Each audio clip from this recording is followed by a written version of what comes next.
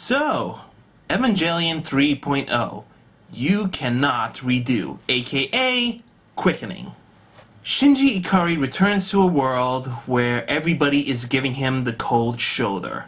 Feeling alone, he meets up with another EVA pilot named Kaoru Nagisa, who wants to make Shinji happy. Now Shinji and Kaoru must pilot a new EVA called EVA Unit 13 so that Shinji can undo the terrible events that he created.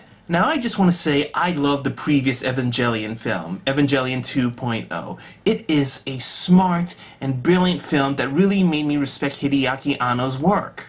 And I was absolutely dying to see the sequel.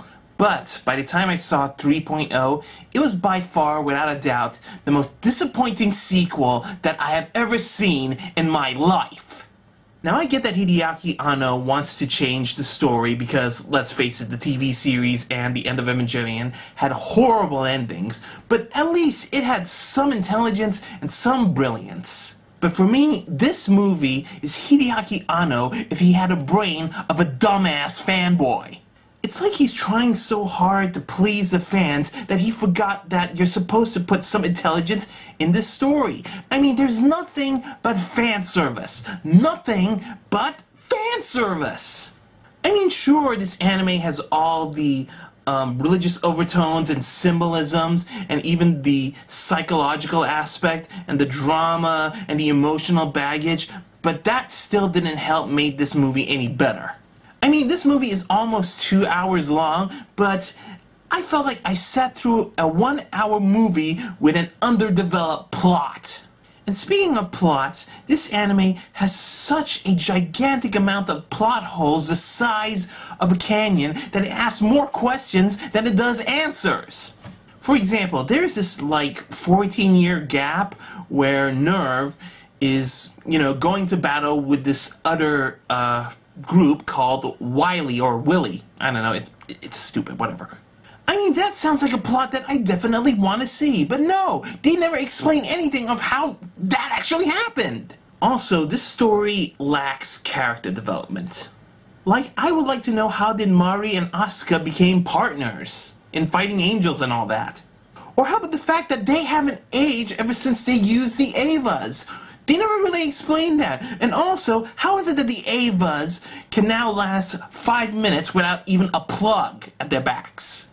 Plus, whatever happened to Kaji? I mean, isn't he one of the gigantic supporting roles in this franchise? And he's not even mentioned or even shown in this movie? There is nothing ever explained in this movie! As for the characters, Shinji is once again his whiny little bitch bag self, and at least it's understandable here. Like, because of the situation that he's in. And not to mention that Shinji is trying to redeem himself after all the bad things that happened in this film, and that actually makes him a little bit more redeemable. But what I find absolutely unforgiving about him is that he is a gullible idiot. I mean, every choice in this movie makes him the biggest idiot ever. I mean, you just have to watch for yourself and you'll know what I mean.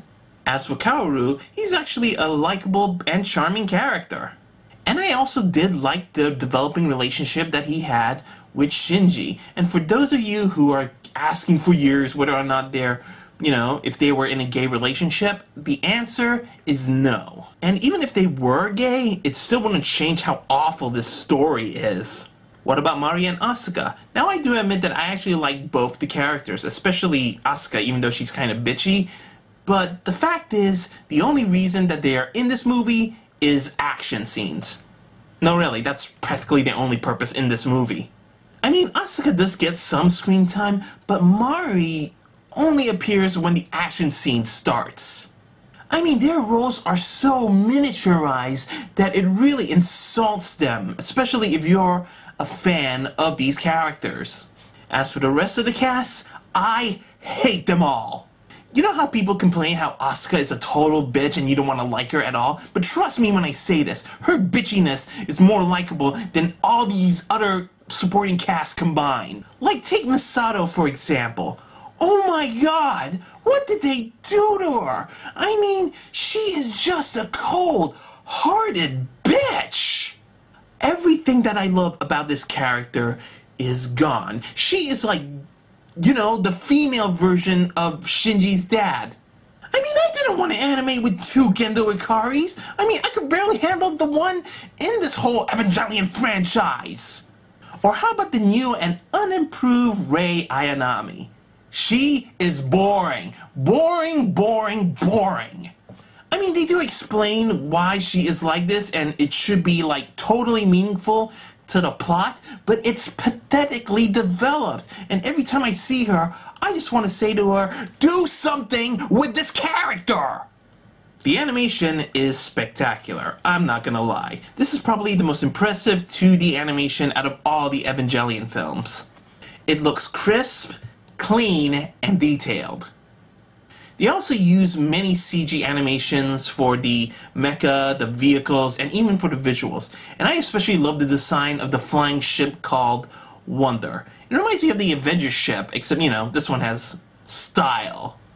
There's even some live action footage and a brilliantly displayed city models in style of the old school Toho Godzilla films that really impressed me the most, especially when you see the destruction. The voice acting for the Japanese cast was half tremendous. Why half tremendous? Well, the thing is, don't get me wrong, I actually find the Japanese cast doing a great job with the characters. But with a plot like this, it makes me wonder if any of the cast members ever asked Anno if he went crazy again. The music was done by Shiro Sagisu, who also worked on all the other previous Evangelion franchises. Now, when it comes to this man's musical involvement, he definitely knew how to bring the feeling of God into this franchise. And I have to admit, there are usually one or two songs that really grab my attention. Unfortunately for this anime, there were not even one song that actually made me like it at all. I mean, not even the talented Utada Hikaru, who sings for the ending song here, could even do anything musically amazing. It's just really disappointing. In the end, Evangelion 3.0 is by far the worst out of all the rebuild film franchise, but Evangelion fans may probably like it, just for the fan service, and that's what this anime simply is. Now I know there's one more Evangelion movie left, but in all honesty, I kinda wish they made two more.